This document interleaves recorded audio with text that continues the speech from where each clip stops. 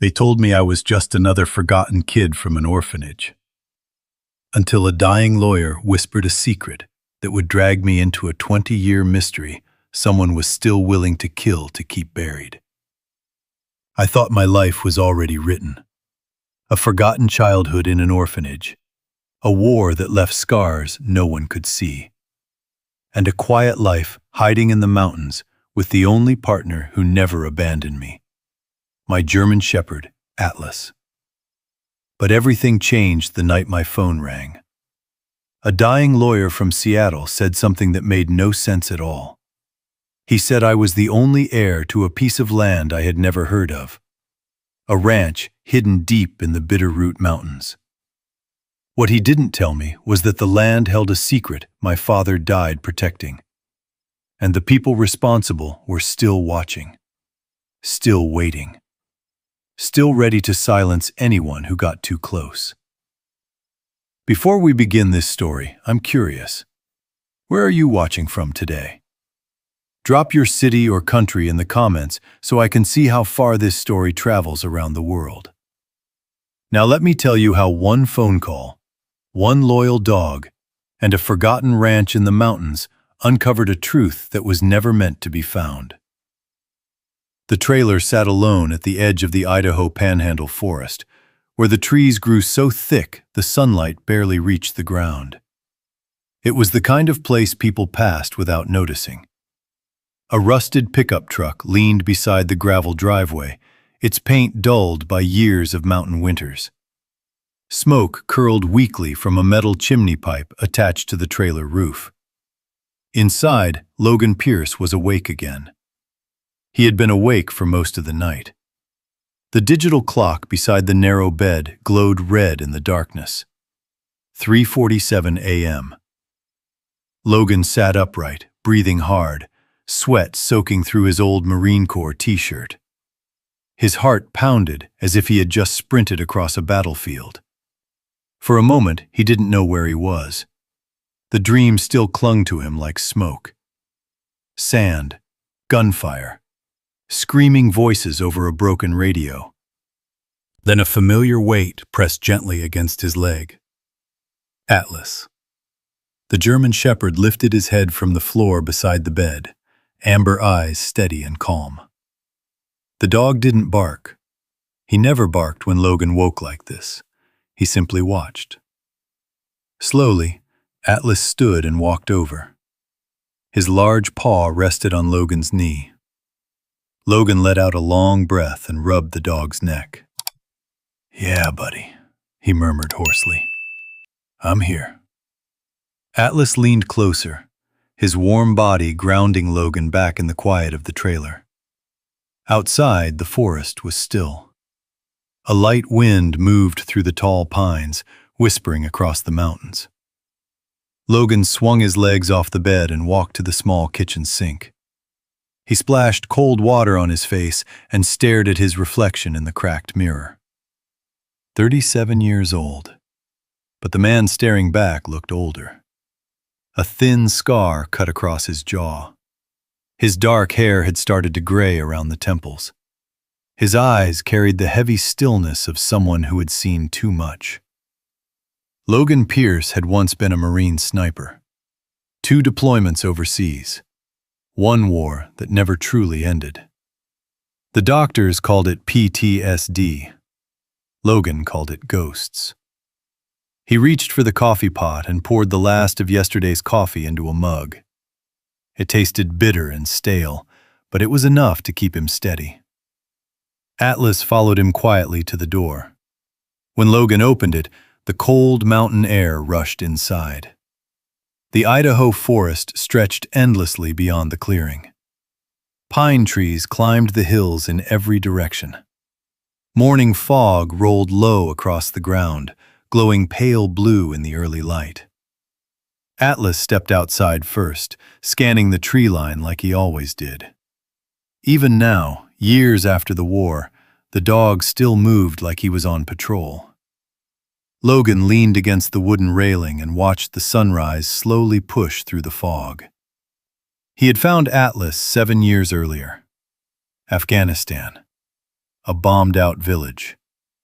Logan had been pinned down in a collapsed building after an ambush. Dust filled the air so thick he couldn't breathe. The radio had died. His squad had been scattered. And then a German shepherd had crawled through the rubble. Atlas. The dog had belonged to a local security unit that had been wiped out during the attack. Somehow Atlas survived. The dog had stayed with Logan through the entire night, growling whenever someone approached the ruins. The next morning, when the rescue team finally found Logan, Atlas refused to leave. After that, they were never separated. Logan scratched behind the dog's ear. "You remember that place?" he asked quietly. Atlas's tail thumped once against the wooden porch. The quiet moment broke when the phone rang. Logan froze. No one ever called him. The old phone sat on the kitchen counter, vibrating loudly in the silent trailer. Atlas's ears lifted. Logan stepped inside and stared at the screen. Unknown number. Seattle, Washington. He hesitated before answering. "Yeah?" A weak voice came through the speaker. "Is this Logan Pierce?" Logan frowned slightly. "Depends who's asking." "My name is Walter Brennan." The voice sounded old, fragile, like someone struggling to breathe. "I'm an attorney in Seattle, and I need to speak with you about a matter that cannot wait." Logan leaned against the counter. "I think you've got the wrong guy." "No," Brennan said softly. "I'm quite certain I don't." A long pause followed. Logan glanced toward Atlas, who watched him closely. "What's this about?" Logan asked. The lawyer coughed, a rough sound that echoed through the phone. "It concerns your father." Logan stiffened. He hadn't heard those words in years. "My father died," Logan said flatly. "That's what you were told." The sentence landed like a stone. Logan's fingers tightened around the phone. "What do you mean, told?" Another long breath from the other end. "I mean, there is much you were never told." Atlas stood up slowly. The dog could sense the shift in Logan's body before Logan even realized it. "You are the sole heir," Brennan continued weakly, "to a property that has remained untouched for over 20 years. Logan stared out the window toward the dark forest. "What property?" "A ranch in the Bitterroot Mountains of Montana."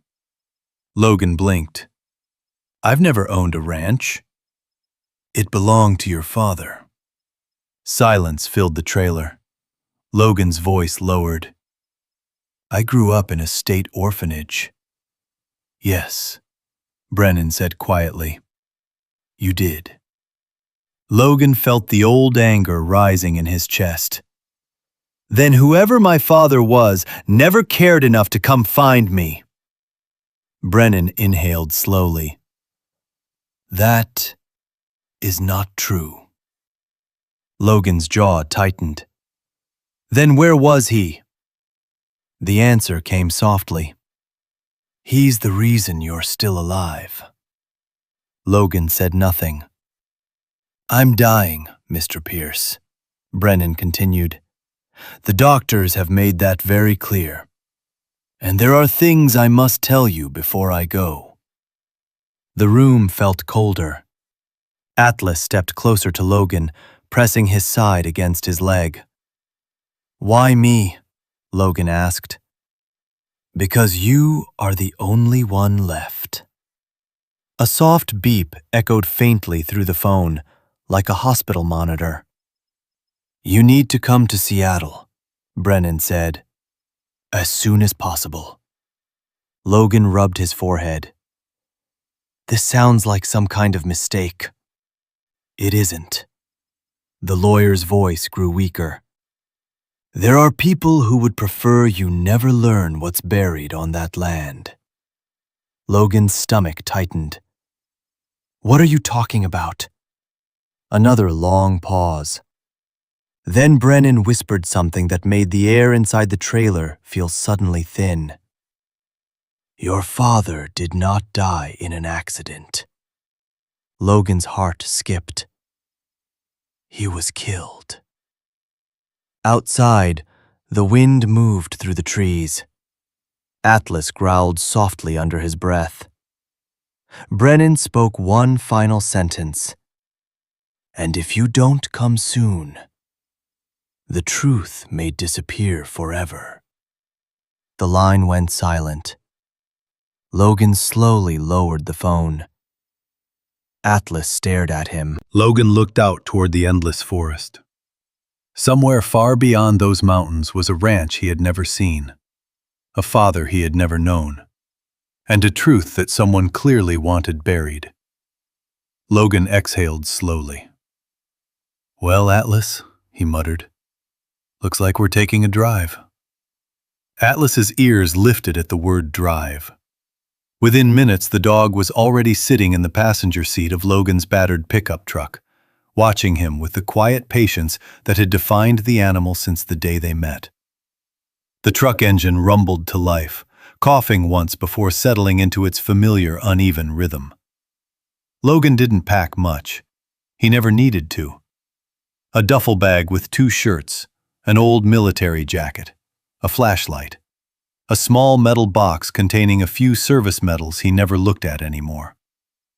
Atlas jumped into the truck bed for a moment while Logan locked the trailer door. The morning air carried the sharp smell of pine and cold mountain earth. Logan paused for a second before climbing into the driver's seat. His life had been small lately, simple, quiet. Work odd jobs, fix fences, avoid people, sleep when the nightmares allowed it. Now, a dying lawyer in Seattle had just told him his father might have been murdered. Logan turned the key, and the truck rolled onto the narrow forest road. The mountains slowly disappeared behind them. The drive to Seattle took nearly 8 hours. Atlas spent most of the time with his head resting near the open window, nose lifted to the wind. The dog never slept deeply when they traveled. He watched the road like he was guarding it. Logan, on the other hand, barely spoke. His mind replayed the phone call again and again. "Your father did not die in an accident. He was killed." Logan tightened his grip on the steering wheel. He had grown up believing something very simple. His father had died. His mother had died shortly after. He had been placed in state care. End of story. But the lawyer's voice carried a certainty that gnawed at him. And the ranch. A ranch in the Bitterroot Mountains. Logan had never heard of it, which meant someone had gone to great lengths to make sure he never did. By the time Logan reached Seattle, rain had begun falling in a slow gray curtain. The city felt too loud, too crowded, too bright. Traffic lights blinked red and yellow across wet streets while people hurried beneath umbrellas. Logan hated cities. Too many sounds, too many people, too many things his mind struggled to sort through. Atlas noticed it immediately. The dog leaned closer against Logan's leg as they walked toward the hospital entrance. Inside, fluorescent lights hummed overhead. The smell of disinfectant and stale air filled the hallway. Logan approached the reception desk. "I'm looking for Walter Brennan," he said. The nurse glanced at the computer screen. "Room 417. Her voice softened slightly when she added, "He's been asking if you arrived." Logan didn't respond. He walked down the hallway with Atlas padding quietly beside him. Some people turned to stare. A large German shepherd walking calmly through a hospital wasn't something they saw every day. But no one stopped them. Room 417 sat at the end of the hall. Logan hesitated before knocking. A faint voice answered. Come in. The room was dim except for the pale glow of a bedside lamp. Walter Brennan looked far older than Logan expected. The man lay half upright in the hospital bed, thin and pale, oxygen tubes resting beneath his nose. His silver hair spread across the pillow like frost. Yet his eyes were sharp. He studied Logan carefully. "So," Brennan said quietly, "you came." Logan stepped closer. Atlas remained beside him, silent but alert. "You said this couldn't wait," Logan replied. Brennan nodded slowly. "I didn't expect you to bring a dog." "His name's Atlas."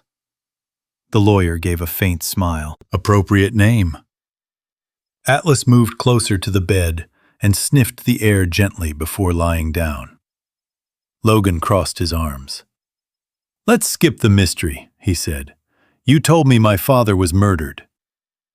Brennan studied him for a long moment. "Yes." The word hung heavy in the room. Logan felt the old anger begin rising again. "Then start explaining." The lawyer reached slowly toward the bedside drawer and pulled out a thick envelope. Inside were several documents and a small iron key. "This ranch," Brennan said, placing the key on the table. "It belonged to your father." Logan stared at it. "Daniel Pierce was many things," Brennan continued.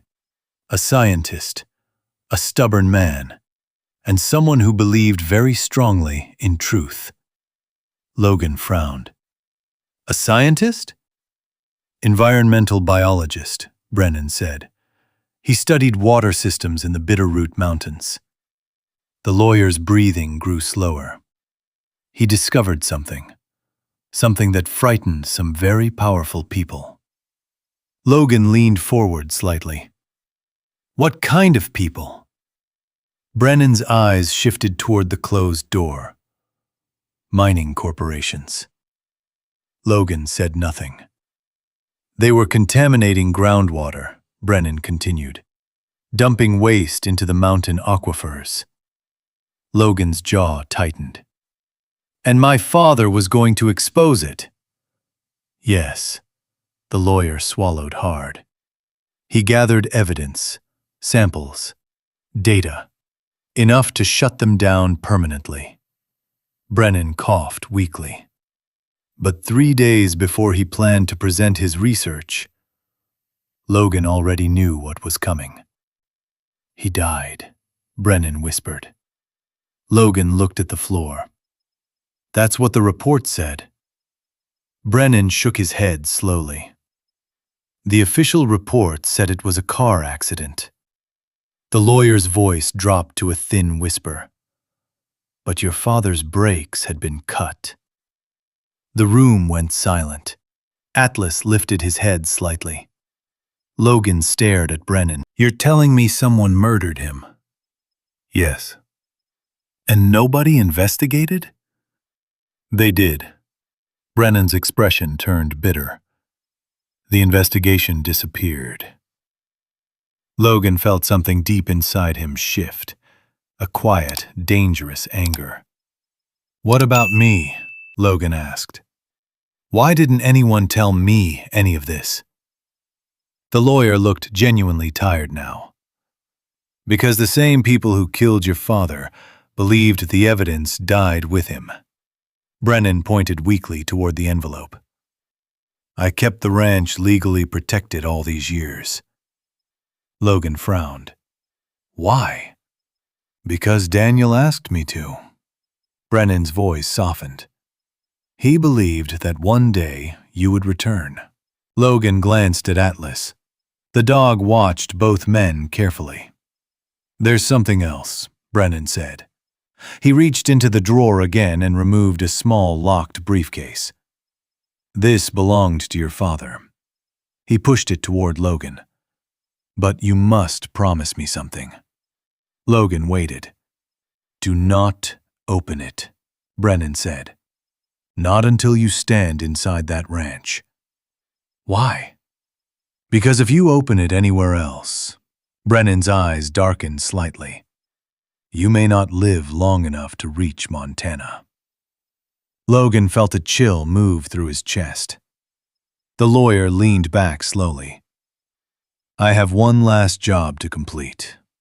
His breathing grew shallower. He lifted the key again and pressed it into Logan's hand. The Bitterroot Mountains, Brennan whispered. 200 acres of land. A cabin, and the truth your father died protecting. Logan looked down at the key resting in his palm. Cold, heavy, real. When he looked back up, Brennan's eyes had begun to close. The monitor beside the bed beeped steadily. You're the only heir, Brennan said softly. The only one left who can finish what he started. The lawyer's chest rose once more, then slowly fell. The monitor changed tone. Atlas stood quietly. Logan remained motionless beside the bed. For the first time in 20 years, Logan Pierce realized the life he thought he understood had been built on a lie. And somewhere deep in the Bitterroot Mountains, the truth was waiting. Logan didn't leave the hospital right away. For a long time, he stood beside the bed where Walter Brennan had taken his final breath. The room had gone quiet, except for the faint hum of machines and the distant footsteps of nurses moving through the hallway. Atlas remained seated beside him, steady and watchful. Logan looked down at the key still resting in his palm. A ranch. 200 acres in the Bitterroot Mountains. A father he barely remembered. And a death that might not have been an accident. Logan closed his hand around the key. For years he had convinced himself that the past didn't matter, that whatever life he had lost before the orphanage was gone forever. But now the past was reaching back, and it wasn't letting go. Outside the hospital, the rain had stopped. The sky over Seattle was still gray, but a pale line of sunlight pushed through the clouds. Atlas jumped into the passenger seat of the truck while Logan slid behind the wheel. He placed the envelope Brennan had given him on the dashboard. The locked briefcase sat on the passenger floor. Logan glanced down at it. Do not open it until you reach the ranch. Brennan's warning echoed in his mind. Logan started the engine. The truck pulled away from the hospital parking lot and merged into the morning traffic. But Logan didn't turn toward the highway out of the city right away. Instead, he drove slowly through unfamiliar streets, his mind racing. If Brennan had been telling the truth, then Logan's entire life had been built on something carefully hidden. Someone had gone to great effort to keep him away from that ranch, which meant someone probably still cared whether he went back. Logan didn't know who those people were, but he had learned one thing in the Marines. When someone works that hard to hide something, it's usually worth finding. He reached the interstate by late morning. Seattle faded behind him. The highway stretched east across Washington state, cutting through long valleys and pine-covered hills. Atlas rested his chin on the edge of the open window, nose catching the cold air rushing past. For a while, the drive was peaceful. Miles of open road, the hum of the engine, the steady rhythm of tires rolling across asphalt. Logan almost forgot the knot tightening in his chest. But sometime after crossing into Idaho, the mountains began to rise again. The tall ridges reminded him of another place, another set of mountains far away. Dusty hills, broken buildings, gunfire echoing through narrow streets. Logan blinked hard. His grip tightened on the steering wheel. Atlas shifted slightly in the seat. The dog turned his head and looked at Logan. Those amber eyes seemed to recognize something before Logan even spoke. I'm fine, Logan muttered. Atlas didn't move. The dog simply stayed close. Logan forced his attention back to the road. By late afternoon, the highway began to climb toward the Bitterroot Range. The mountains rose like dark walls against the sky. Snow still clung to the higher peaks. Logan rolled down the window. The air smelled different here. Colder, cleaner, wild. It was the smell of places where people didn't stay long. Atlas lifted his head, ears alert. The dog had noticed something. Not danger. Recognition. Logan glanced sideways. You feel it too? Atlas gave a soft huff. Logan wasn't sure why, but a strange feeling had settled in his chest.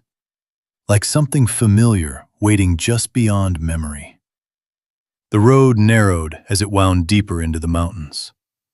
Eventually, the highway led toward a small town. A faded wooden sign appeared beside the road.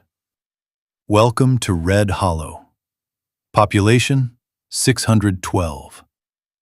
Logan slowed the truck. The town looked exactly like the kind of place time had forgotten. One main street, a gas station, a small diner, a hardware store, and a row of old buildings with peeling paint. He pulled into the gas station. The gravel crunched under the tires as the truck rolled to a stop. Atlas jumped out first, stretching his legs while Logan began pumping gas. An older man stepped out from the station office, gray beard, worn flannel jacket. He nodded toward Logan. Passing through? Maybe, Logan said. The man noticed Atlas and gave a small smile. Good-looking shepherd. Logan nodded. He's a good dog. The man leaned against the doorframe and studied Logan's truck. Out-of-state plates. Road dust. A man who looked like he had been driving a long time. Looking for something? The man asked. Logan hesitated for a moment. Then he decided to try. You ever heard of the Pierce Ranch? The reaction was immediate. The man's smile disappeared. The gas pump clicked softly as the tank filled. The older man straightened slowly. You mean the old place up past Timber Creek? Logan nodded. That's the one. The man looked toward the mountains, then back at Logan. Haven't heard that name in a long time. Logan waited. The man's voice dropped slightly. You family? Logan answered carefully. I might be. The man studied him more closely now. His eyes moved from Logan's face to Atlas standing beside the truck. Something in the man's expression changed. Listen, he said quietly. You planning on going up there? Yes. The man shook his head slowly. That land's been empty a long time. Logan said nothing. The man stepped closer. People around here don't go near it. Why not? The man didn't answer right away. Instead, he glanced down the road, as if making sure no one else was listening. Finally, he spoke. Bad things happened up there. Logan felt the familiar tension building in his chest. What kind of bad things? The man exhaled slowly. Let's just say folks who ask too many questions around here tend to regret it. Atlas suddenly stiffened. His ears lifted. The dog's gaze shifted toward the far end of the gas station lot. Logan followed the dog's line of sight. A black SUV sat parked near the edge of the road. Its windows were tinted. The engine was running. Logan hadn't noticed it before. The older man noticed it too. His voice lowered even further. You didn't hear this from me, he muttered. But if I were you, he paused. I'd turn that truck around and keep driving. Logan looked back toward the mountains. The Bitterroot peaks stood tall against the evening sky. Cold. Silent. Waiting. He finished pumping gas and closed the tank. Then he climbed back into the truck. Atlas jumped into the passenger seat. The old man watched through the windshield. Logan started the engine, but he didn't turn around. Instead, he steered the truck toward the narrow road leading deeper into the mountains. The black SUV remained parked behind him. And when Logan checked the rearview mirror, the vehicle slowly pulled onto the road as well, following. Logan noticed it in the mirror almost immediately. The black SUV kept its distance, but it stayed on the same narrow mountain road as Logan's truck. The headlights glowed faintly in the fading afternoon light. Atlas turned his head toward the back window. The dog didn't bark, but the low rumble in his chest told Logan everything he needed to know. "Yeah," Logan muttered quietly. "I see it too." The road climbed higher into the Bitterroot Mountains. Pine trees thickened on both sides, their dark branches stretching across the road like silent sentries. Snow patches lingered in the shaded parts of the forest. Logan drove steadily, not speeding up, not slowing down. If the SUV wanted to follow him, it would. He had learned long ago that panic only made things worse. For 20 minutes, the vehicle stayed behind him. Then the road curved sharply around a ridge. When Logan glanced in the mirror again, the SUV was gone. Atlas's ears relaxed slightly. Logan didn't trust it. "Probably just curious," he said under his breath, though he didn't believe it. The sun was beginning to sink behind the mountains when the forest finally opened into a wide valley. Logan slowed the truck. There it was, the Pierce Ranch.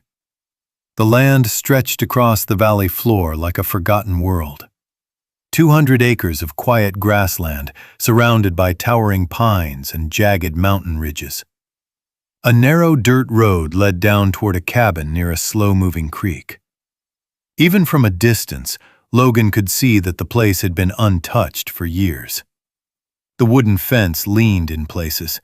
Tall grass had grown through the old gate.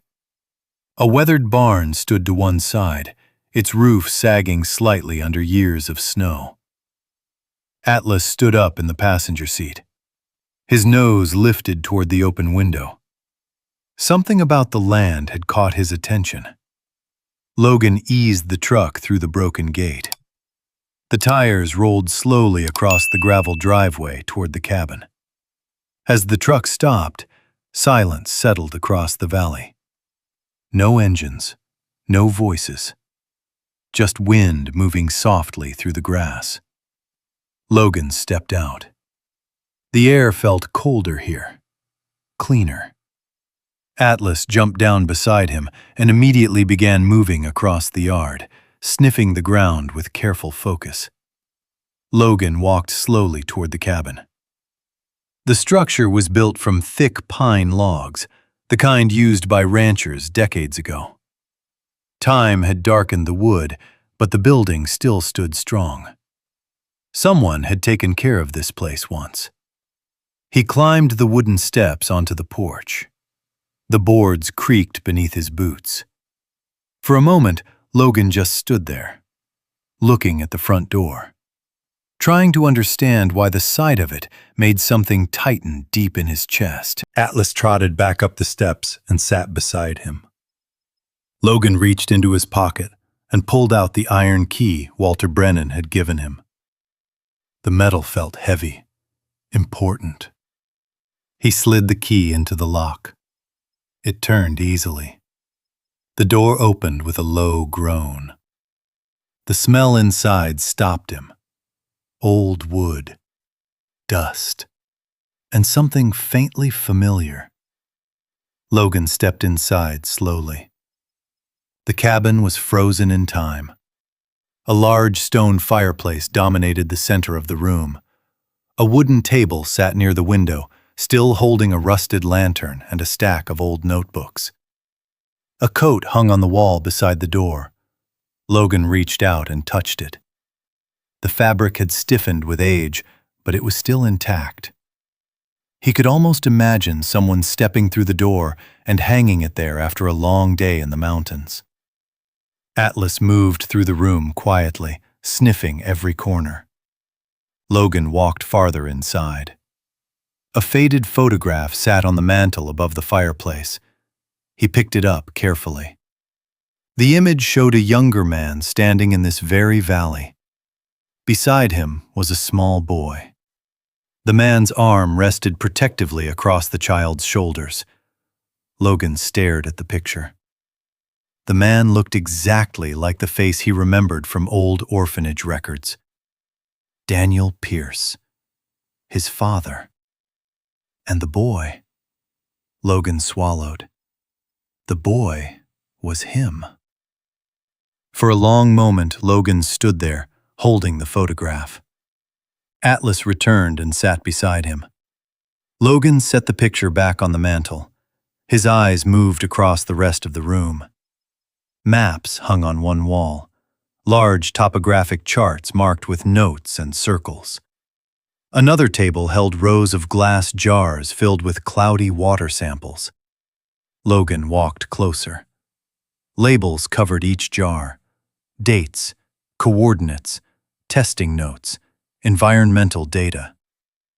His father had been working, carefully, methodically. Atlas suddenly began scratching at the wooden floor near the fireplace. Logan glanced over. "Easy, boy." But Atlas continued. The dog circled the fireplace once, sniffing along the stone edges. His nose pressed against a large, flat stone at the base of the structure. Then he barked. A single, sharp sound. Logan frowned. Atlas pawed at the stone again.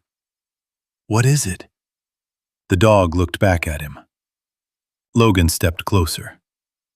The stone Atlas was focused on looked slightly different from the others. Cleaner, less worn. Logan crouched down. He ran his fingers along the edge. There was a narrow seam. He pushed gently. The stone didn't move. Atlas scratched again. Logan stood up and looked around the cabin. Near the fireplace, tools hung from a small rack. He grabbed an iron poker and returned to the stone. Carefully, he wedged the tip into the seam and pushed. For a moment, nothing happened. Then the stone shifted. Logan froze.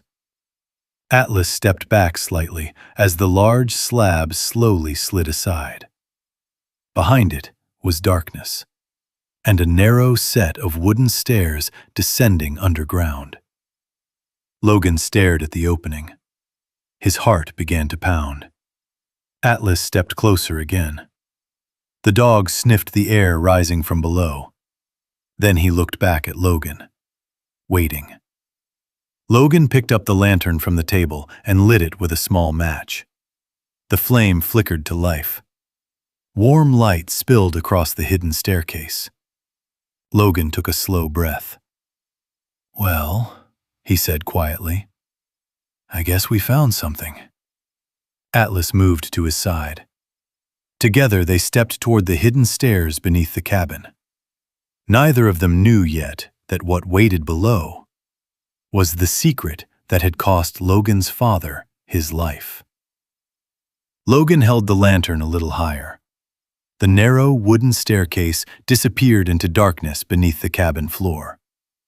The light from the flame stretched down the first few steps, revealing dust that had not been disturbed for years.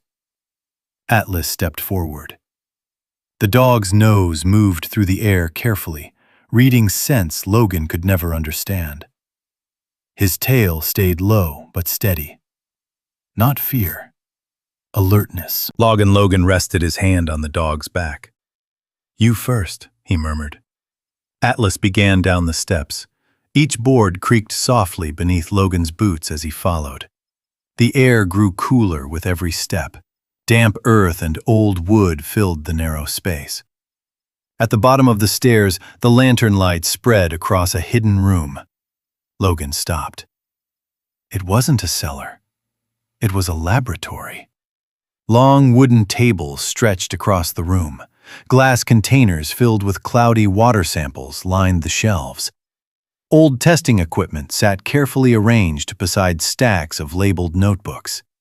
Even after 20 years, the place looked organized, deliberate. His father had been working down here. Logan moved slowly through the room. Each jar carried careful handwriting, dates, locations, chemical readings. Atlas walked ahead, sniffing along the edges of the room before settling near a metal cabinet against the far wall. Logan opened the first notebook he found. Inside were pages of neat scientific notes.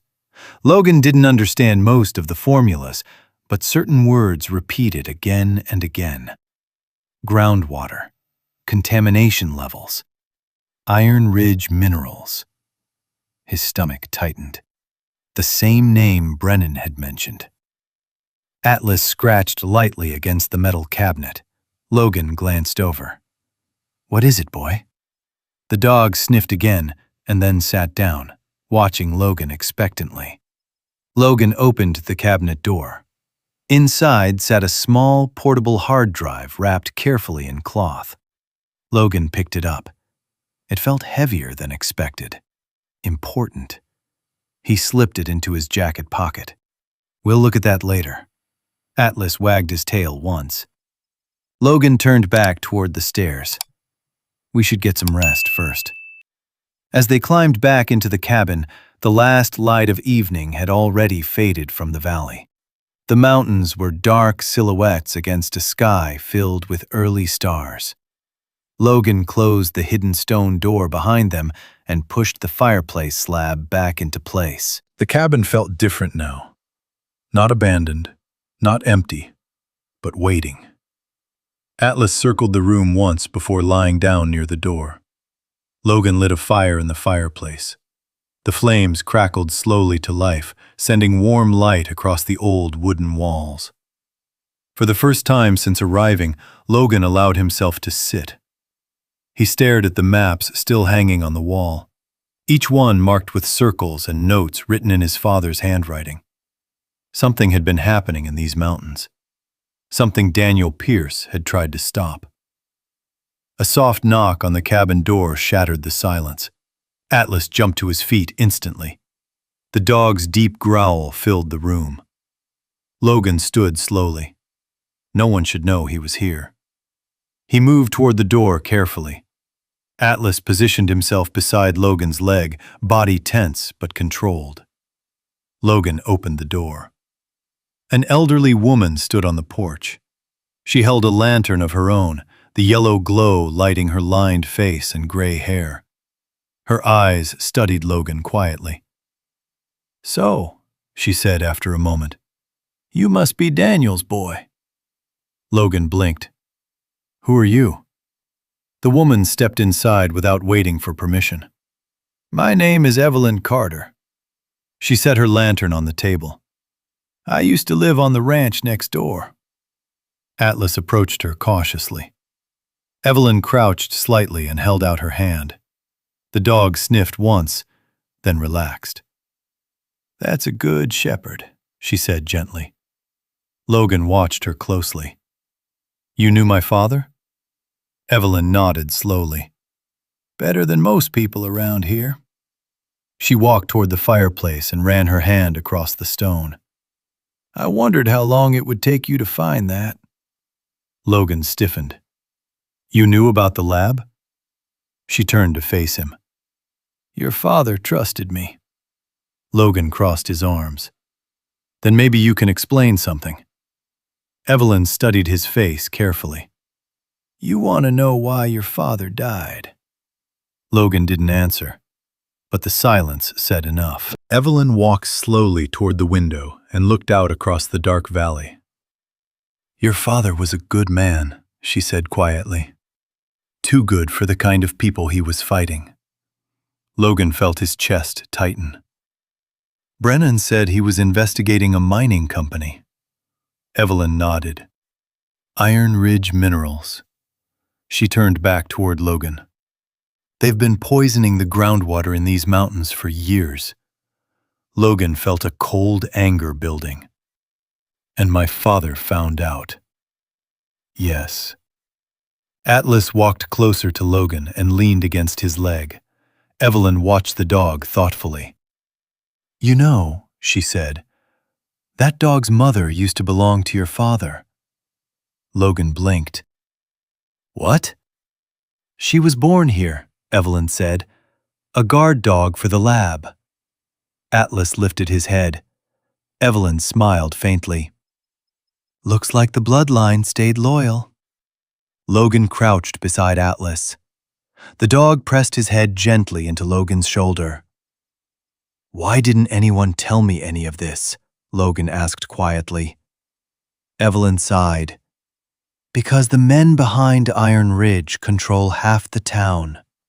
She stepped closer. Your father tried to expose them. Logan waited. And then one night, Evelyn said softly, his truck went off the mountain road. The fire crackled quietly. Logan already knew what she was about to say. That wasn't an accident, Evelyn finished. No, Logan replied. It wasn't. Evelyn studied him carefully. You came here looking for answers. Logan nodded once. Well, she said, you're going to find them. She walked toward the door and paused. But you should know something first. Logan looked up. The people who killed your father, Evelyn said quietly, never stopped watching this land. Atlas suddenly lifted his head again. A low growl rumbled in his chest. Outside the cabin window, headlights appeared on the distant road. Atlas's growl deepened. The dog stepped closer to the window, body stiff, ears pointed forward. His eyes locked on the narrow road cutting across the dark valley. Logan moved beside him. Two white beams cut slowly through the night. A vehicle was coming. The engine noise had not reached the cabin yet, but the lights moved steadily closer. Evelyn Carter didn't seem surprised. She folded her arms and watched the approaching vehicle with the tired expression of someone who had expected this moment for a long time. Looks like word travels fast around here, she said quietly. Logan's jaw tightened. You think they followed me? Maybe, Evelyn replied. Or maybe they've been waiting for someone to come back. Atlas barked once, sharp, warning. Logan walked to the porch and stepped outside. The night air was colder now. A thin wind moved through the grass across the valley floor. The headlights slowed near the broken ranch gate. Then the engine shut off. For several seconds, nothing moved. Logan felt the familiar tension building in his chest, the same tight focus he used to feel before something went wrong overseas. Atlas stood beside him, silent but ready. Finally, the driver's door opened. A man stepped out. Tall, expensive coat, clean boots that had clearly never worked a ranch. He walked toward the cabin slowly, hands visible. Logan stayed on the porch. Atlas remained at his side. The man stopped a few feet away. Well, he said calmly, glancing between Logan and the cabin. I was wondering when someone might return. His voice carried confidence, the kind that came from being used to control. Name's Derek Maddox. He extended a hand. Logan didn't take it. Maddox lowered his hand slowly, still smiling. I represent Iron Ridge Minerals. Behind Logan, Evelyn exhaled quietly.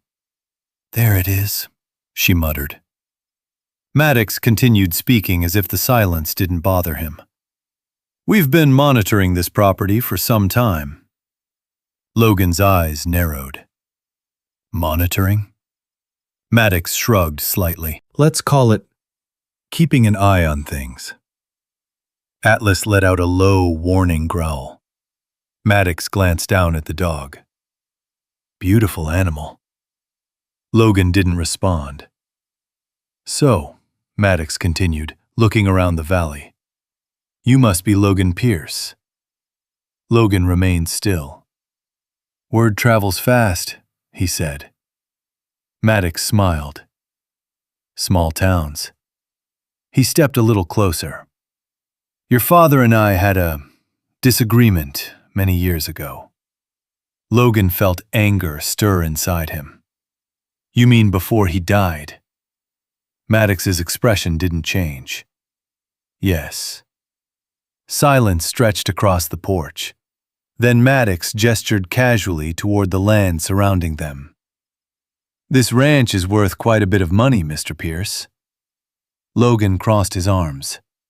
I'm not selling. Maddox chuckled softly. You haven't heard my offer yet. I don't need to. The smile on Maddox's face tightened slightly.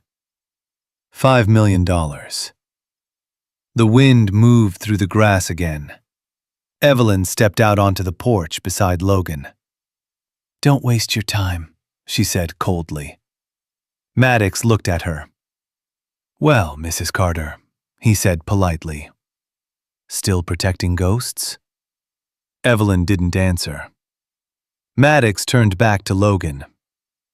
You could walk away from this place tonight, he said calmly. $5 million richer. Logan thought about the trailer in Idaho, the odd jobs, the long nights filled with war memories, the quiet loneliness. Then he thought about the laboratory beneath the cabin, the water samples, the notebooks, his father's handwriting. Logan shook his head.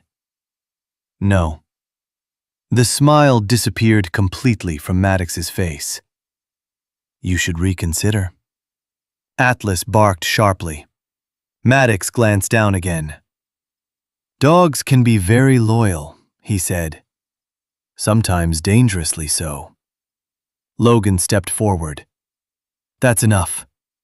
For the first time, Maddox's tone hardened. You don't understand the situation you've stepped into.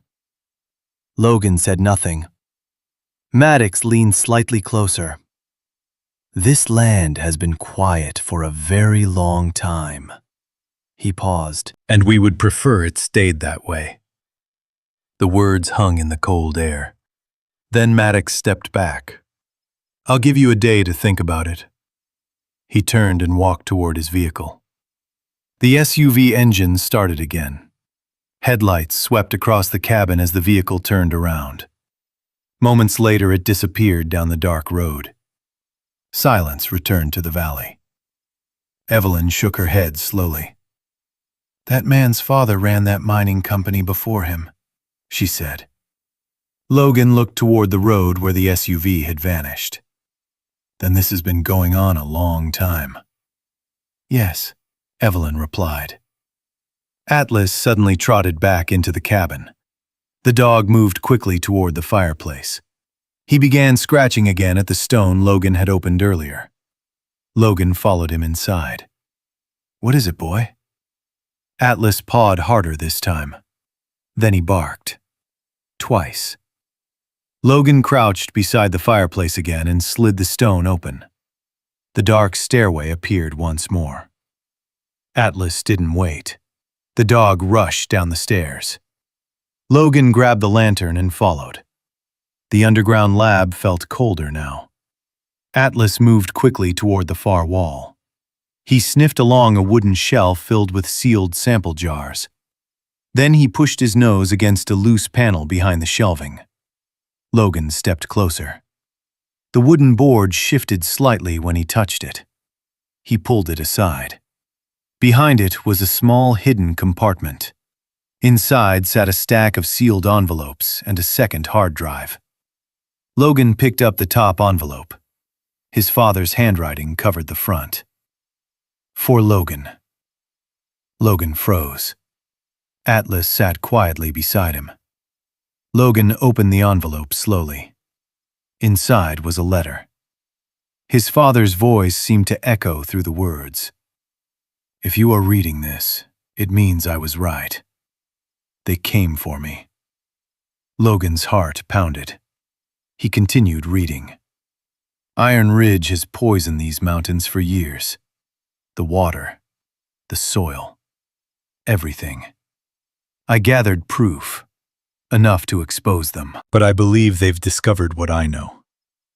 If something happens to me, you must finish what I started." Logan lowered the letter. The lab felt impossibly quiet. Atlas rested his head gently against Logan's leg. Logan looked down at the second hard drive, his father's final evidence. And somewhere out there, Derek Maddox was waiting for Logan to walk away. Logan stood slowly. He placed the letter back into the envelope. Then he picked up the hard drive and slipped it into his jacket. Atlas watched him carefully. Logan looked down at the dog. "Well, partner," he said quietly. "Looks like we're not leaving." Atlas's ears lifted at the sound of Logan's voice. The dog wagged his tail once, then stood beside him in the dim underground lab. The lantern flame flickered across the old wooden walls, casting long shadows over the rows of water samples Daniel Pierce had collected so many years ago. Logan folded the letter carefully and placed it back inside the envelope. For a long moment he stood there in silence. His father had known. Known someone would try to stop him. Known he might not survive long enough to finish the work. And still he had continued. Logan ran his hands slowly across the wooden table where the research notes were stacked. "You were stubborn," he murmured quietly. Atlas nudged Logan's leg gently. Logan exhaled and nodded toward the stairs. "Come on, let's get back upstairs." The cabin felt colder when they returned. Evelyn Carter still sat beside the fireplace, staring into the flames as if she had been waiting for Logan to emerge. When she saw the envelope in his hand, her expression changed. "You found something," she said. Logan nodded. "My father knew they were coming." Evelyn wasn't surprised. "I told him they would." Logan sat down across from her and placed the hard drive on the table. "He left proof." Evelyn studied the device quietly. "That's dangerous to have." Logan looked up. "That's the point." The old woman leaned back in her chair. "You remind me a lot of your father." Logan gave a small, humorless smile. "I've heard that tonight." Evelyn's voice softened slightly. "Daniel Pierce didn't scare easily." Logan looked toward the dark window. "Neither do I." Atlas suddenly stood up. The dog's ears twitched toward the far side of the cabin. A low growl rose in his throat. Logan noticed immediately. "What is it?" Atlas walked toward the back door, his nose pressed against the wood. Then he barked once. Logan stood and stepped toward the window. At first he saw nothing. Then the headlights appeared again. This time there were two vehicles, both black, both moving slowly up the narrow road toward the ranch. Evelyn cursed under her breath. They didn't even wait until morning. Logan's chest tightened. Atlas's growl grew louder. Logan stepped onto the porch. The vehicles stopped near the same spot where Maddox had parked earlier. 3 men stepped out. They wore heavy coats and boots meant for the mountains, not locals. One of them walked ahead of the others. Even in the dim light, Logan recognized him. Derek Maddox. Maddox stopped a few yards from the porch. His calm smile had returned. "I see you're still here." Logan leaned against the porch railing. "You gave me a day." Maddox shrugged. "I changed my mind." Atlas stood beside Logan, muscles tense. Evelyn stepped onto the porch behind them. "You people never learn," she said. Maddox glanced at her. "Evening, Mrs. Carter." Then he returned his attention to Logan. "I came back to make things easier for everyone." Logan crossed his arms. "That sounds generous." Maddox nodded slightly toward the valley. "You found something tonight, didn't you?" Logan said nothing, but the silence answered the question. Maddox smiled faintly. "That's unfortunate." Atlas barked sharply. Maddox's men shifted slightly behind him. "Relax," Maddox said calmly. "We're just having a conversation." Logan remained still. "What do you want?" Maddox's tone returned to smooth politeness. "I want that hard drive." Logan's eyes narrowed. "So you do know about the lab?" Maddox's smile widened. "We've known for a long time." The wind moved through the grass across the valley. Atlas's growl deepened again. Maddox raised one hand toward his men, signaling them to stay where they were. Then he looked back at Logan. "You have two choices." Logan waited. "Hand over the drive and walk away." "And the other choice?" Logan asked. Maddox's voice grew colder. "You keep digging into something that ended 20 years ago." The quiet threat hung in the air. Logan glanced briefly toward Atlas. The dog's body was coiled tight, ready. Logan turned back to Maddox. "My father died because of you." Maddox tilted his head slightly. "Your father died because he refused to understand how the world works." Logan's hands clenched. Evelyn spoke sharply. "Your company poisoned half these mountains." Maddox didn't even look at her. "Allegations." Logan stepped forward. "I read the reports." Maddox's expression didn't change. "Yes." He took a step closer to the porch. "And now you're standing in the same place your father stood." Atlas barked again. Maddox looked down at the dog. "That animal seems protective." Logan's voice hardened. "He is." Maddox nodded thoughtfully. "You should take my advice, Mr. Pierce." He gestured toward the dark mountains behind them. "This land has a way of swallowing problems." The message was clear. Logan held Maddox's gaze. "You're not getting that drive." For the first time that night, Maddox's patience thinned. He sighed slowly. "That's disappointing." Then he turned to his men. "Let's go." The men climbed back into their vehicles. Maddox paused beside the SUV and looked back toward the cabin. "You have until tomorrow morning," he called out. "After that," he left the sentence unfinished. The SUV engines started. Moments later, both vehicles rolled down the mountain road and disappeared into the darkness. The valley fell silent again. Logan stood on the porch for several seconds. Atlas slowly relaxed beside him. Evelyn exhaled. "They're not bluffing," she said quietly. Logan nodded. "I know." He looked down at Atlas. The dog's amber eyes watched him closely. Logan rested his hand on the dog's neck. "Well," he said quietly, "looks like this just became a war." Atlas wagged his tail once. Inside the cabin, the fire cracked softly, and far beyond the mountains, a storm was beginning to form. The wind arrived first.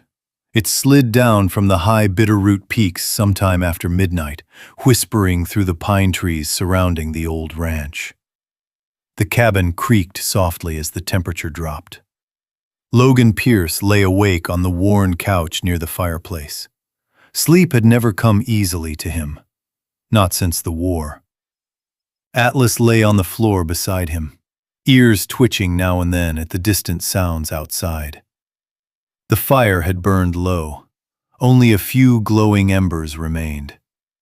Logan stared at the ceiling. His mind refused to rest. Images kept returning. A desert road, a convoy, the sudden crack of gunfire echoing through hot air. He could still smell the dust, still hear the shouting. His chest tightened. His breathing grew shallow. The room began to feel smaller. Logan closed his eyes, but the memories grew stronger. The sound of boots running across gravel. The thunder of an explosion. A soldier yelling his name. Logan jerked upright suddenly. His heart pounded hard against his ribs. Atlas stood instantly. The German shepherd moved close and pressed his head against Logan's chest. Logan inhaled slowly. He rested a hand against the dog's neck. "It's okay," he murmured. Atlas remained still, steady and calm. The dog had done this many times before. In deserts, in tents, in dark rooms filled with silence. Atlas always knew when Logan's mind was slipping back into the past. Logan slowly steadied his breathing. After a few moments, the memories faded. The cabin returned. The mountains. The cold Montana night. Logan exhaled and rubbed his face. "You're better than any doctor," he muttered quietly to Atlas. The dog wagged his tail once. A faint noise came from the kitchen. Logan looked up. Evelyn Carter stood near the window holding a cup of coffee. "I thought I heard something," she said gently. Logan gave a tired nod. "Just another night." Evelyn studied him carefully. "You don't sleep much." "Never did after I came home." She nodded slowly. "Your father had his own kind of ghost." Logan stood and walked to the window. The mountains were hidden in darkness. Clouds had begun to cover the stars. "Did he ever talk about them?" Logan asked. Evelyn shook her head. "No." She took a sip of coffee. "But I saw the way he worked." Logan glanced toward her. He knew they were watching him. The wind outside grew stronger. The old wooden cabin creaked again. Atlas moved toward the door. His nose lifted slightly as he sniffed the air. Logan noticed immediately. "What is it?" Atlas didn't bark. He simply stared toward the dark valley beyond the porch. Logan stepped outside. The wind carried the smell of snow. Far in the distance, lightning flashed briefly behind the mountains. The storm was still hours away, but it was coming. Logan crossed his arms against the cold. Evelyn stepped onto the porch beside him. "That kind of storm can shut down these roads for days," she said. Logan nodded. "Maybe that's a good thing." Evelyn gave him a curious look. "You planning something?" Logan looked back toward the cabin. "My father gathered evidence for years." He tapped the pocket of his jacket where the hard drive rested. "This proves everything." Evelyn sighed quietly. "Then you need to get it somewhere safe." "I know. Seattle would be the closest federal office." Logan thought for a moment. "That's a long drive through those mountains." Evelyn pointed toward the sky. "And you don't have much time before that storm hits." Atlas suddenly barked once. Both of them looked toward the tree line. The forest stood silent, but the dog's posture had changed. His body had gone rigid. Logan's instincts sharpened immediately. "Something's out there." Evelyn lowered her voice. "You think Maddox sent someone?" Logan didn't answer. Instead, he walked slowly down the porch steps. Atlas stayed beside him. The wind rustled through the tall grass. Logan's eyes scanned the darkness. At first, he saw nothing.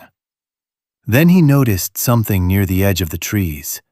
A faint reflection. Glass. A vehicle. parked just beyond the ranch boundary. Logan stopped walking. Atlas growled softly. "They're watching," Logan said quietly.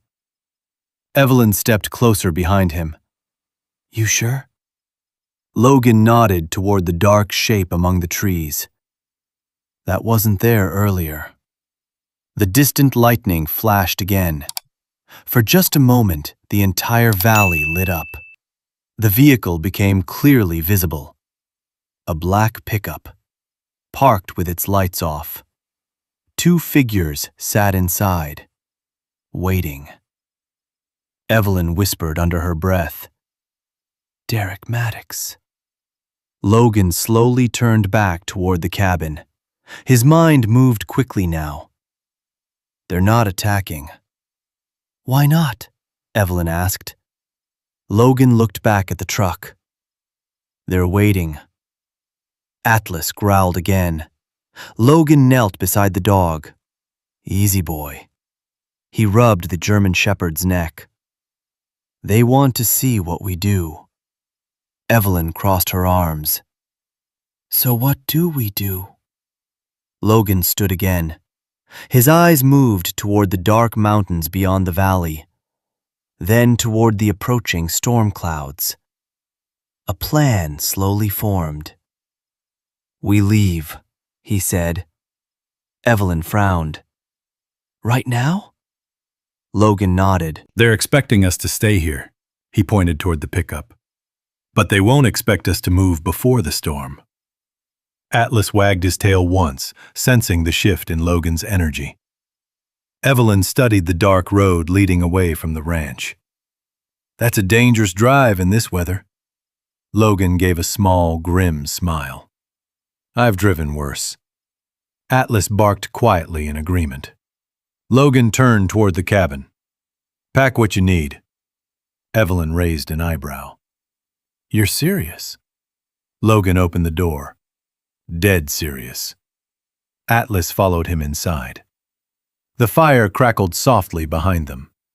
Outside, the wind grew stronger, and somewhere in the darkness beyond the trees, the watchers waited. Inside the black pickup parked along the tree line, two men sat silently, the windshield fogged slightly from their breath. The engine was off. No lights. Just patience. One of them lifted a pair of binoculars and watched the cabin in the valley below. "Lights are still on," he muttered. The driver nodded slowly. "Boss said they'd move eventually." Far down the slope, the old ranch cabin stood like a lonely lantern in the wind. But the watchers didn't know something important. Inside that cabin, Logan Pierce was already moving. Logan packed quickly. The hard drive and the envelope from his father went into a weathered canvas bag. A flashlight, extra batteries, bottled water, and the small pistol he kept locked in his truck followed. Atlas paced near the door, sensing the urgency. Evelyn Carter stood near the kitchen counter, wrapping a thick scarf around her neck. "You sure about this?" she asked. Logan zipped the bag. "If we stay here, they control the situation." "And if we leave?" Logan looked toward the window. "Then we choose where this ends." The wind outside had grown stronger. Snow began to fall. At first, only a few flakes drifted through the air, but the storm was coming fast. Atlas gave a low bark. Logan knelt and clipped a travel harness onto the dog. "You ready for another road trip, partner?" Atlas wagged his tail once. Outside, Logan's old pickup truck waited beside the barn. The engine coughed once before starting. Logan kept the headlights off. He knew the watchers were still out there somewhere. Evelyn climbed into the passenger seat. Atlas settled between them. Logan eased the truck slowly down the ranch driveway, keeping to the shadow of the trees. The falling snow helped hide their movement. At the tree line, Logan stopped. The black pickup sat about 50 yards away. Two silhouettes inside, still watching the cabin. Logan smiled faintly. "They're looking the wrong direction." He shifted the truck into low gear. The vehicle rolled quietly along an old logging path that curved behind the hill. Within minutes, the ranch disappeared from view. Atlas sat upright, watching the road ahead. The storm intensified. Snow swirled across the narrow mountain road. Branches creaked in the wind above them. Evelyn tightened her coat. "You really think we can make Seattle before this storm closes the passes?" Logan shook his head. "No." Evelyn looked confused. "Then where are we going?" Logan kept his eyes on the icy road. "There's someone else we need to see first." Evelyn raised an eyebrow. "Who?" Logan slowed the truck as the road twisted along the side of a frozen creek. "My father had a partner." Evelyn's expression changed. "Melissa Grant." Logan nodded. "She's still alive?" Evelyn hesitated. "I heard she was." Atlas barked softly as if urging them forward. Evelyn leaned back in her seat. "She disappeared after your father died." "Why?" "Because someone tried to kill her." The truck hit a patch of ice and slid slightly before Logan corrected the wheel. Snow blew sideways across the windshield. Atlas stayed steady, watching the road. Evelyn continued quietly. "Melissa was a hydrologist. She worked with your father studying the groundwater around the mining sites." Logan's grip tightened on the steering wheel. "So she knows everything?" "Yes." The storm grew heavier. Visibility dropped to only a few yards. Logan slowed even more. Evelyn glanced nervously through the swirling snow. "If Maddox wanted to silence your father, Melissa would have been next." Logan nodded. "Exactly." Atlas suddenly stiffened. His ears lifted sharply. Logan noticed. "What is it?" Atlas stared ahead through the windshield. Then he barked. A shape appeared in the road. Logan slammed the brakes. The truck skidded slightly before stopping. A fallen pine tree blocked the road completely. Logan frowned. "That wasn't there earlier." Evelyn's voice dropped. "That's not the storm." Logan's chest tightened. Atlas growled low in his throat. Logan slowly reached for the pistol in the glove compartment. The wind howled around the truck. Snow flew past the windows. Then headlights appeared behind them. Bright. Blinding. Logan checked the mirror. 2 vehicles approached from the road they had just traveled. Black SUVs, moving fast despite the storm. Evelyn whispered, "They found us." Atlas barked furiously. Logan's mind raced. The road ahead was blocked. The vehicles behind were closing quickly. Logan shifted the truck into reverse. "Hold on!" He spun the wheel hard and backed the truck toward a narrow trail that dropped down toward the frozen creek. The SUVs were almost upon them now. Atlas braced himself between the seats. Logan slammed the accelerator. The pickup slid off the road and down the steep trail. Snow and dirt sprayed behind them. The truck bounced violently as it descended toward the creek bed. Behind them, the SUVs skidded to a stop at the fallen tree. Men jumped out, shouting over the storm. Logan reached the bottom of the trail. The frozen creek stretched ahead like a white ribbon through the valley. Logan drove straight onto the ice. Evelyn gasped. "Logan!" He kept going. The ice groaned beneath the tires. Atlas remained perfectly calm. The pickup raced along the frozen creek, snow swirling behind them. High above, the storm swallowed the headlights of the men chasing them. For now, the mountains had hidden Logan Pierce once again. But somewhere far ahead in those dark valleys, a woman named Melissa Grant still held the missing piece of his father's truth. The storm swallowed the mountains before dawn. Snow poured across the Bitterroot valleys in thick white sheets, erasing roads, burying fences, and turning the world into a shifting blur of wind and ice. Logan Pierce drove slowly along the frozen creek bed, the truck's tires crunching over hard snow. The headlights cut a narrow tunnel through the storm. Atlas sat upright between the seats, watching the darkness ahead. The German Shepherd had not relaxed since the SUVs appeared hours earlier. Evelyn Carter wrapped both hands around a metal thermos, her breath fogging the windshield. "You lost them," she said quietly. Logan didn't answer right away. He checked the mirror again. Nothing behind them but snow. "Maybe," he said. But Logan had learned something during the war. You never assumed the enemy was gone. You assumed they were waiting. The frozen creek curved deeper into the mountains. Tall pine trees leaned under the weight of fresh snow. The storm howled through the branches. Atlas suddenly lifted his head. His ears stiffened. Logan noticed immediately. "What is it, boy?" Atlas gave a sharp bark. Logan slowed the truck. Up ahead, through the blowing snow, a faint light flickered between the trees. A cabin. Small. Half buried under years of winter storms. Logan pulled the truck to a stop. "This is it," he said. Evelyn leaned forward to see through the windshield. "That's Melissa's place." Atlas jumped down first when Logan opened the truck door. The wind struck them instantly. Cold. Violent.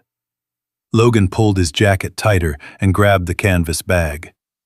They pushed through the snow toward the cabin. A single lantern glowed in the window. Logan knocked firmly on the wooden door. For several seconds, nothing happened.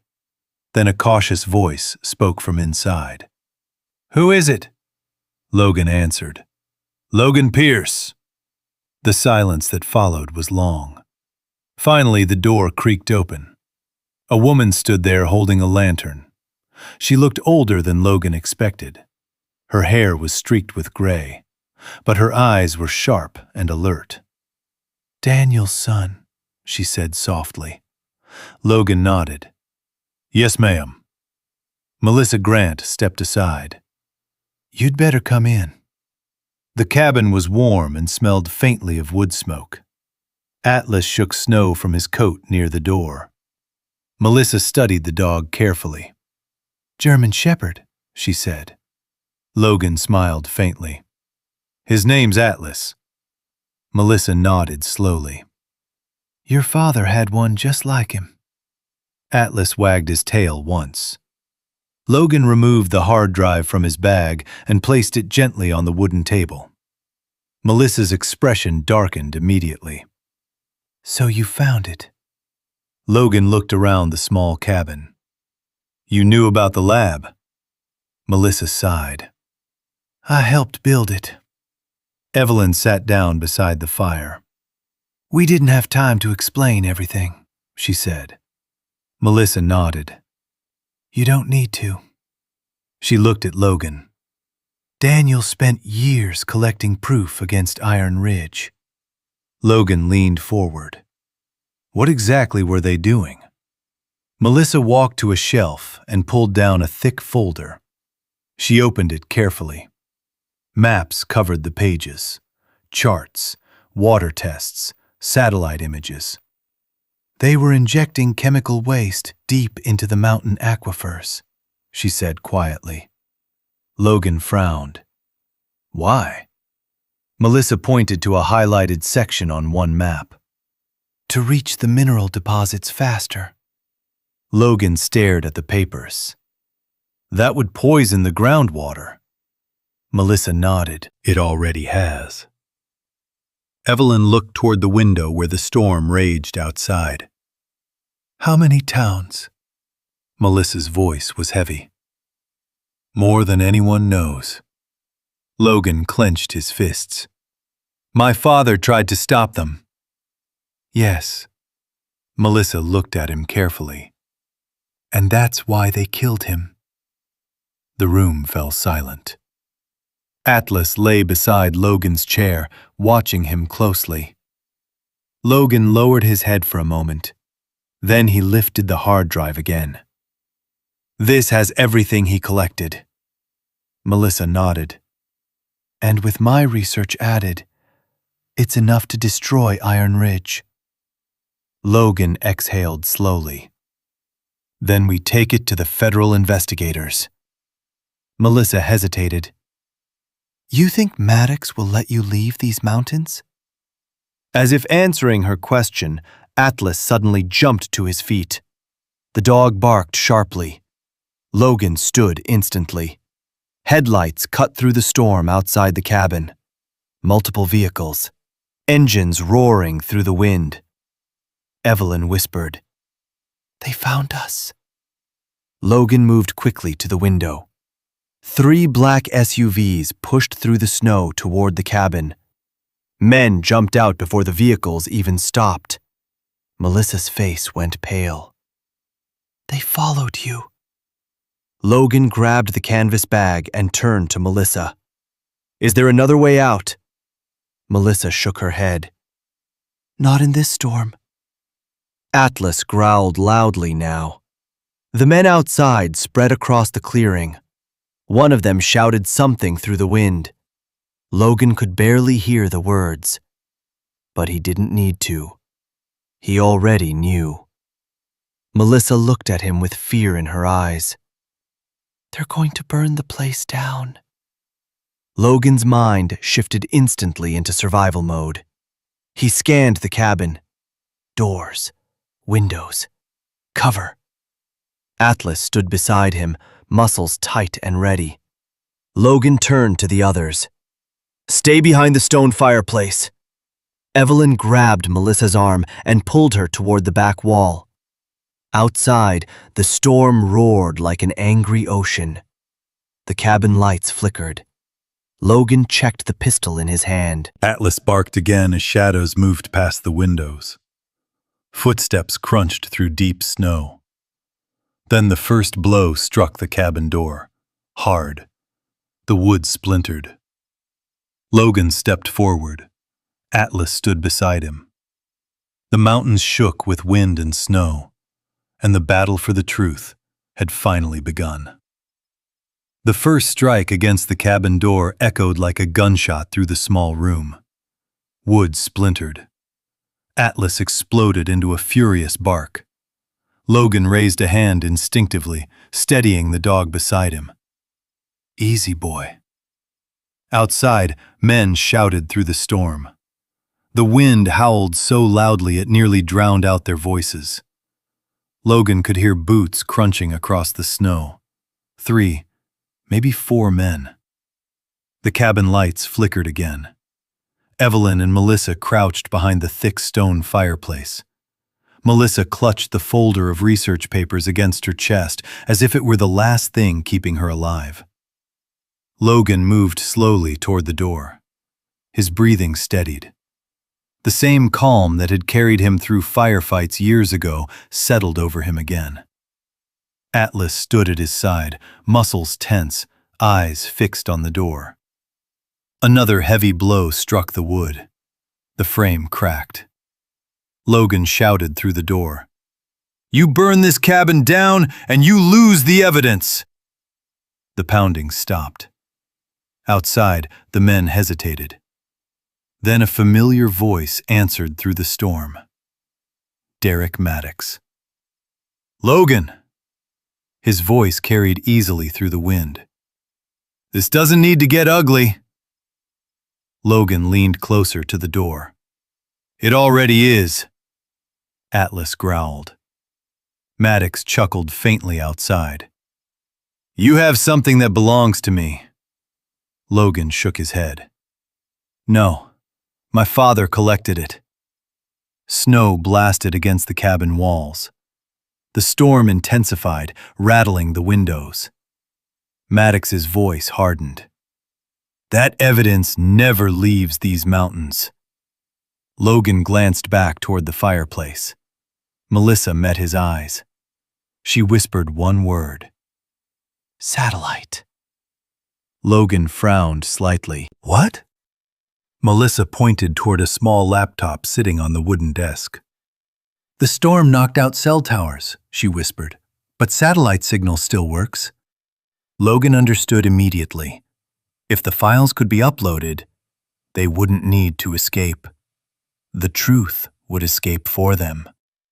Logan moved quietly toward the laptop. Atlas followed him. Outside, Maddox's men began striking the door again. The wood cracked further. Logan connected the hard drive. The computer screen flickered to life. Melissa knelt beside him. I set up a federal environmental reporting server years ago, she said quickly. If we upload the files there, they go straight to Washington. Logan nodded. How long? 10 minutes. Outside the door, the pounding grew louder. The frame bent inward. Snow blew through the cracks. Atlas barked sharply. Logan kept one eye on the progress bar. 5%. Maddox shouted through the storm. You're running out of time! Logan didn't answer. 10%. Atlas suddenly lunged toward the side window, barking furiously. A shadow passed outside. One of the men was circling the cabin, looking for another way in.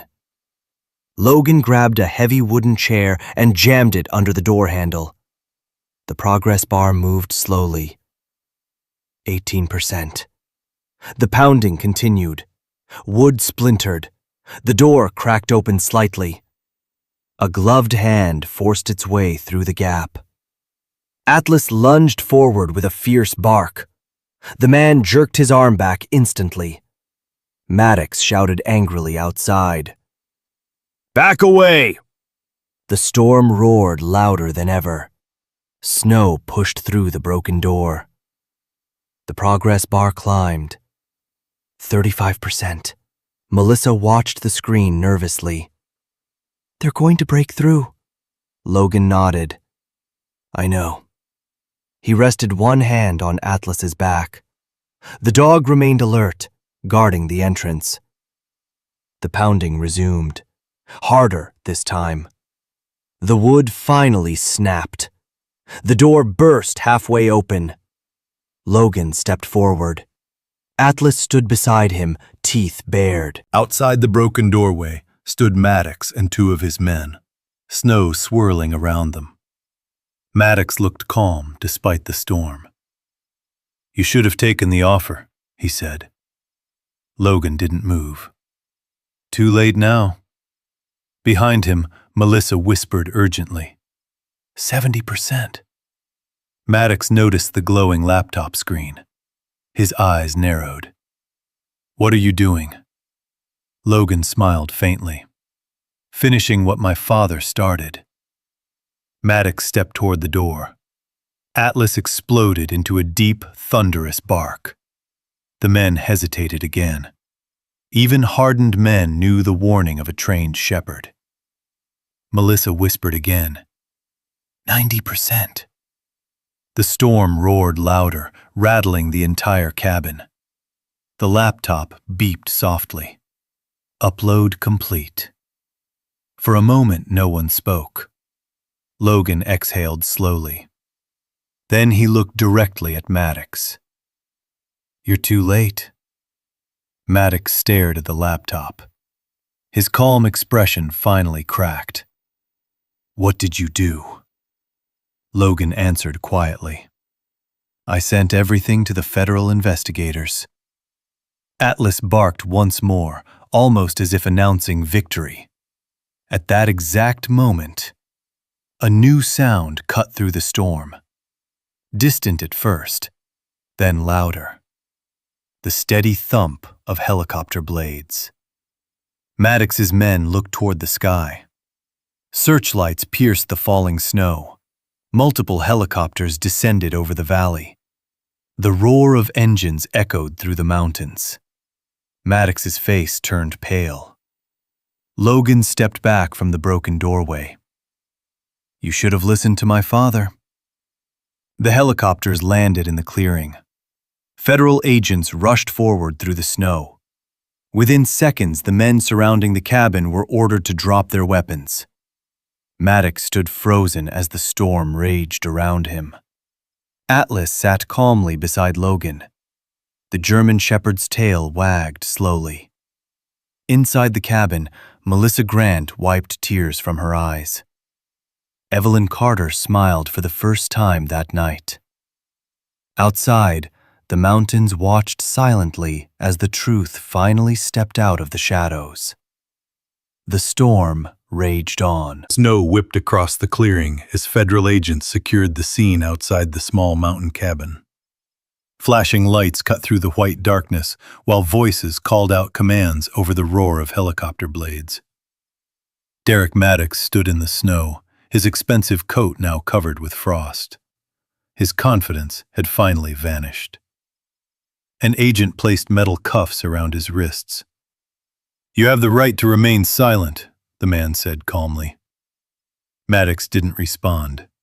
He simply stared toward the cabin where Logan Pierce stood in the doorway with Atlas beside him. For a brief moment their eyes met. Then Maddox was guided toward one of the helicopters waiting in the storm. Inside the cabin, the tension slowly drained from the room. Melissa Grant sank into a chair near the table, still clutching the research folder. "I spent 20 years thinking no one would ever see that evidence," she whispered. Logan walked over and closed the laptop. "They saw it." Atlas wagged his tail once, circling the room before settling beside the fireplace. Evelyn placed a hand gently on Logan's shoulder. "Your father would be proud of you." Logan looked toward the broken doorway, where snow drifted across the wooden floor. For the first time since arriving in Montana, the tight weight in his chest began to ease. Outside, an agent stepped into the cabin. "Mr. Pierce?" Logan nodded. "We received the full data upload," the agent said. "The Environmental Protection Agency and federal prosecutors are already reviewing it." Melissa looked up. "Is it enough?" The agent gave a small smile. "It's more than enough." Logan exhaled slowly. Years of lies, years of silence, finally ending. Atlas lifted his head and watched Logan carefully, as if sensing the shift in his owner's heart. The storm continued through the night, but by morning the wind had calmed. The mountains stood silent under a blanket of fresh snow, and the story that had been buried for 2 decades began spreading across the country. News stations reported the investigation. Iron Ridge Minerals faced charges for environmental destruction, fraud, and conspiracy. Water contamination across multiple counties was finally acknowledged. For the first time, the towns scattered through those mountains understood what had been slowly poisoning their rivers. Logan Pierce became the unexpected face of the investigation. But he didn't stay long in front of cameras. He had never been comfortable with attention. A year passed. Spring returned to the Bitterroot Mountains. Wildflowers covered the valley where the old Pierce Ranch stood. The cabin had been repaired. New windows, a stronger roof, and the land surrounding it had changed as well. Federal and state conservation teams now worked across the ranch property. The underground lab had been restored and converted into a research center monitoring water quality across the region. Small solar panels stood beside the barn. Fresh fences marked protected wildlife zones. What had once been a forgotten ranch in a silent valley had become something else entirely. A place of protection. A place of healing. Logan stood on the porch one warm afternoon, looking across the wide green valley below. The air smelled of pine and fresh soil. Atlas lay beside him, older now but still alert. A faint scar ran along the dog's shoulder from the night of the storm, but the German shepherd remained as loyal as ever. Logan reached down and rubbed the dog's ears. You did good, partner. Atlas thumped his tail against the wooden porch. Down the hill, a small group of researchers walked along the stream collecting water samples. Evelyn Carter stood with them, pointing toward a section of the valley where new monitoring stations had been installed. Melissa Grant now oversaw the environmental research program operating from the ranch. The work Daniel Pierce had started decades earlier was finally being completed. Logan leaned against the porch railing. For years after the war, he had believed he would never find peace again. Too many memories. Too many nights haunted by explosions and distant voices. But the mountains had given him something different. Purpose. A quiet life protecting the land his father had loved. Atlas stood and walked beside him at the edge of the porch. The dog stared across the valley. Always watching. Always ready. Logan placed a hand gently on the dog's neck. "You know," he said quietly, "I think Dad would have liked this place." The wind moved softly through the tall grass. The valley stretched wide and peaceful beneath the Montana sky. And for the first time in a long time, Logan Pierce felt like he was finally home. The mountains were finally quiet. The storm was gone. And Atlas lay beside him on the porch, watching the valley the way loyal dogs always do. Sometimes the greatest heroes don't wear medals. Sometimes they walk beside us. 4 paws in the snow, never leaving our side. Now, before you go, I want to ask you something simple. If Atlas was the hero of this story for you, type 1 in the comments. If you believe every veteran deserves a loyal dog like Atlas, type 0. Just a single number. It may look small, but it helps this story reach more people who need to hear it. And I'm curious too. Where are you watching from today? I read the comments, and it's incredible to see viewers from all over the world gathering around stories like this. If this story meant something to you, don't forget to subscribe to the channel and turn on the notification bell. Because the next story is already waiting. Another veteran. Another loyal dog. Another secret hidden somewhere out there. And trust me, the next one might surprise you even more.